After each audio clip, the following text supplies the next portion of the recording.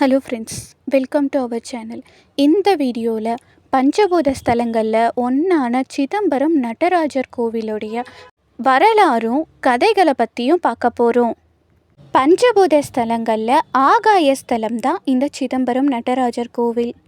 எந்த சிவன் கோவில்லையும் சிவனுக்கு ஒரு ரூபம் இருக்காது, சிவலிங்கத்தை வச்சு தான் வழிபாடு பண்ணுவாங்க. ஆனால் இந்த கோவிலில் மட்டும்தான் நம்ம சிவனை ரூபத்தோடு பார்க்க முடியும். சிவனுக்கு இருக்கக்கூடிய முக்கியமான ஸ்தலங்களில் இந்த சிதம்பரம் நடராஜர் கோவிலும் ஒன்று. பூமியோடைய மைய பகுதி இந்த சிதம்பரம் நடராஜர் கோவில் இருக்கக்கூடிய இடம்னு சொல்லப்படுது. சரி, இப்போது இதுக்கு பின்னாடி இருக்கக்கூடிய கதை என்னன்னு பார்க்கலாம் வாங்க.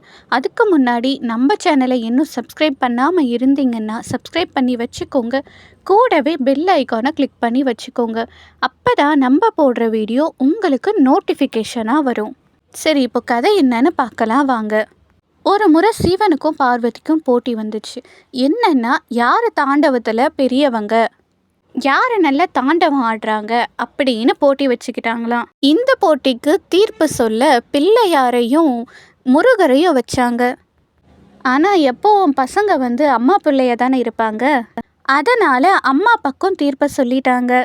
இதை கேட்டு சிவபெருமான் இல்லை நான் பிரம்மாவை கூப்பிடுறேன், பிரம்மா நடுவில் இந்த போட்டி நடக்கட்டும் அப்படின்னு சொல்கிறாங்க. சரின்னு பிரம்மதேவரை கூப்பிட்டா பிரம்மதேவர் இல்லை விஷ்ணு நம்ம நடுநிலையாக வச்சுக்கலாம், அவர் தீர்ப்பு சொல்லட்டும் அப்படின்னு சொல்கிறாங்க. சரின்னு விஷ்ணுவை கூப்பிடுறாங்க. அதுவும் எங்கள் பூலோகத்தில் தில்லையில் போட்டி வைக்கிறாங்க. அப்படி நாட்டியம் ஆடினப்ப 2 பேருமே சமமாக ஆடினாங்க. இதை பார்த்து விஷ்ணுவுக்கு என்ன தீர்ப்பு சொல்கிறதுனே புரியலை.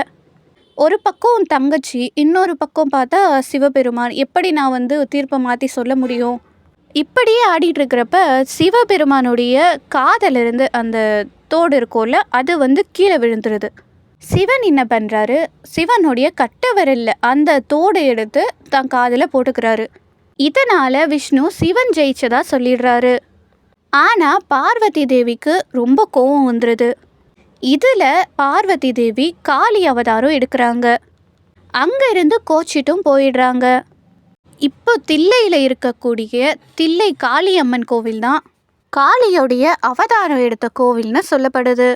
மத்தியந்தின முனிவர்னு ஒரு முனிவர் இருந்தார். அவருடைய பையனான வியாக்கிரபாதர் ஏதாச்சும் ஒரு திருஸ்தலத்துக்கு போய் நான் கடவுளுக்கு சேவை செய்யணும் அப்படின்னு கேட்டார். அதுக்கு மத்தியந்தின முனிவர் தில்லைக்கு போய் சிவனுக்கு சேவை செய்யின்னு சொன்னார். ரொம்ப கஷ்டப்பட்டு தில்லையை கண்டுபிடிச்சாரு. இங்கே ஒரு சிவலிங்கத்தை உருவாக்கி அந்த சிவலிங்கத்துக்கு தினமும் பூஜை செஞ்சார். அந்த காட்டில் இருக்கக்கூடிய பூக்களை எல்லாம் பறிச்சுட்டு சிவனுக்கு பூஜை செய்வாராம். அப்படி பறிச்சுட்டு வரப்ப ஒரு நாள் பார்த்தாராம், இந்த பூக்களில் இருந்தெல்லாம் தேனீக்கள் தேன் எடுத்துகிட்டு போகும்ல, அப்படி எடுத்துகிட்டு போச்சான். அதை பார்த்த இவர், இந்த பூக்கள் சுத்தமான பூக்கள் இல்லை, காலையில் பூ பறிக்கிறதுக்கு முன்னாடியே இந்த பூக்கள்லேருந்து தேனீக்கள் தேன் எடுத்துருது, இந்த பூக்கள் அசுத்தமாயிடுச்சு. சரி, நாளையிலிருந்து இந்த தேனீக்கள் வராறதுக்கு முன்னாடியே நம்ம போயிட்டு பூவெல்லாம் பறிச்சுட்டு வந்துடலாம் அப்படின்னு யோசிச்சாராம். அதே மாதிரி அந்த பூக்களை பறிக்க போனாராம். அப்படி போய் பறிக்க போனால் காலையில் பனி பெஞ்சிட்ருக்கோம்ல, மரத்தில் ஏறினா கால் வழுக்குது, பூவை பறிக்க முடியலை. சரி, அப்படியே பறிக்க போனாலும் இருட்டில் கண்ணு தெரியலை, வெளிச்சம் இல்லை. சரி, எப்படி தான் நம்ம பூஜைக்கு பூவை பறிக்கிறது அப்படின்னு ரொம்ப வருத்தப்பட்டாராம். இதை பார்த்த சிவபெருமான் அவர் முன்னாடி வந்தார். அப்படி வந்தவர்கிட்ட, எனக்கு மரம் ஏறுறப்ப வழுக்காத கால்கள் வேணும் அப்படின்னு புலிக்கால்களை கேட்குறாரு. இருட்டில் கூட கண்ணு தெரியணும், எச்சில் படாத பூக்களை நான் கண்டுபிடிக்கணும் அப்படின்னு கேட்டார்.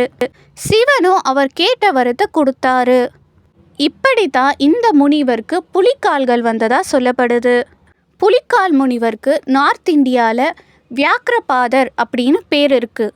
வியாக்கிரபாதர்னா சமஸ்கிருதத்தில் புலிக்கால்கள் உடையவர் அப்படின்னு அர்த்தம். புலிக்கால் முனிவர் வழிபட்டதால் இந்த ஊருக்கு புலி ஊர்னு பேர் இருந்துச்சான்.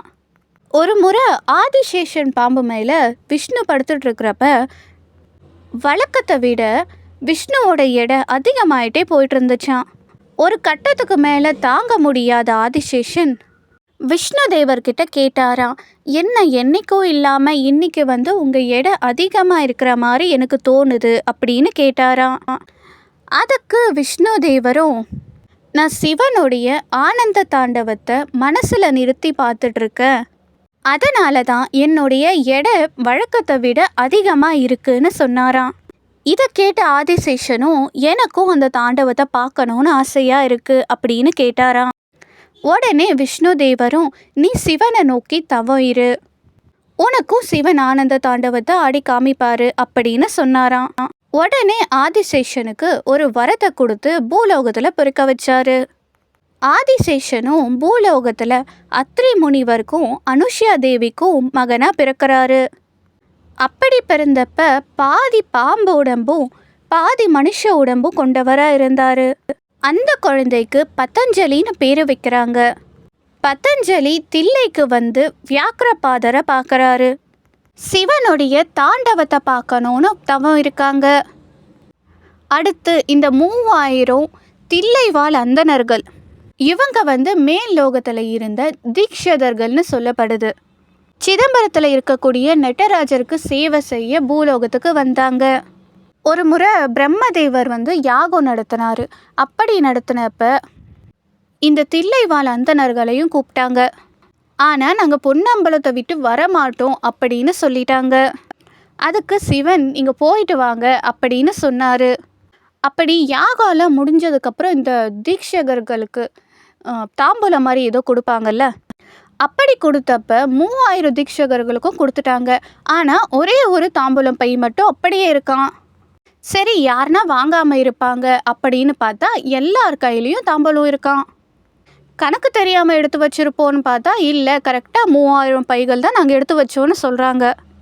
யாருக்கு இன்னும் தாம்பூலம் கொடுக்கலன்னு பார்த்தா இந்த 3000 தீட்சகர்கள் கூட சிவனே ஒரு அந்தணராக வந்திருக்காரு.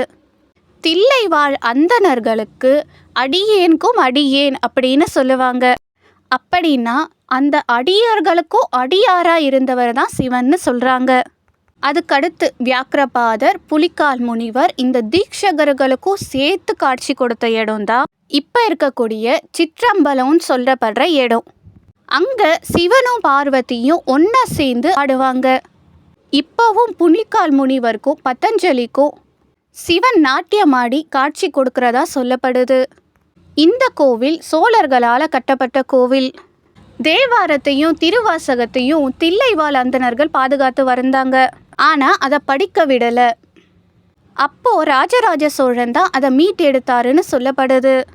அங்கே இருக்கக்கூடிய தில்லைவாழ் அந்தணர்கள் என்ன சொன்னாங்கன்னா, இந்த பாடலை எழுதின 4 வந்து கேட்டால் மட்டும்தான் இந்த கதவை திறப்போன்னு மூடி வச்சிட்டாங்க. நாயன்மார்கள் வாழ்ந்தது 6ஆம் நூற்றாண்டில், அவங்க இறந்துட்டாங்க, அவங்க எப்படி வந்து கேட்க முடியும்? அதனால் ராஜராஜ சோழன் அவங்க 4 பேருடைய சிலைகளை செஞ்சு எடுத்துகிட்டு போய் அந்த அந்தணர்கள்கிட்ட கொடுத்தாரு. நீங்கள் கேட்ட 4 இவங்க தானே, அப்போ கதவை தரங்கன்னு சொன்னார். அப்போவும் அவங்க ஒத்துக்கலை. 63 பேரும் வந்தால் மட்டும்தான் நாங்கள் இதை தரப்போம் அப்படின்னு சொன்னார். சரின்னு 63 நாயன்மார்களுடைய சிலைகளும் செஞ்சு எடுத்துகிட்டு வந்து வச்சாரு. அப்பவும் திறக்கலை. கோவப்பட்ட ராஜராஜ சோழன் அந்த கதவுகளை திறந்து அந்த ஓலைச்சுவடிகளை மீட்டாரு. அந்த ஓலைச்சுவடிகள் தான் இப்போ நம்ம படிக்கக்கூடிய தேவாரமும் திருவாசகமும். மாணிக்க வாசகர் சொல்ல பொன்னம்பலத்தார் எழுதப்பட்டது தான் இந்த திருவாசகம். இந்த வீடியோவில் சிதம்பரம் கோவிலை பற்றியும் அதுக்கு பின்னாடி இருக்கக்கூடிய கதைகள் பற்றியும் தெரிஞ்சுக்கிட்டோம். வீடியோ பிடிச்சிருந்தா லைக் பண்ணுங்கள், ஷேர் பண்ணுங்கள், கமெண்ட் பண்ணுங்கள், மறக்காமல் சப்ஸ்கிரைப் பண்ணி வச்சுக்கோங்க.